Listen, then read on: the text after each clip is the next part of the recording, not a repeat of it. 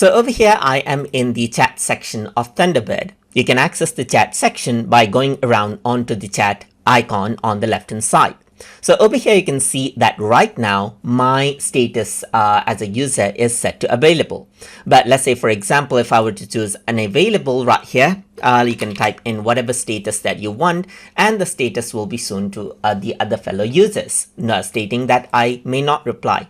I can also set myself as offline right here, just like this, and you can see that immediately you have it offline right there. So you can go around set to unavailable right here or available right here, just like this, and then you can go ahead and connect to the chat room right here. So apart from that, you can control your multiple accounts as well and their statuses. So let's say, for example, I'm going to go to show accounts, and you can see that they are connecting right here, but the third account is actually active. So you can go ahead and disconnect particular account as well, just like this, and connect them out whenever you like around over here.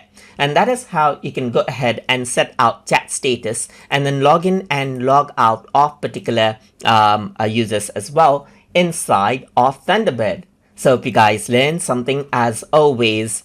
And as always, please like, comment, share, and subscribe.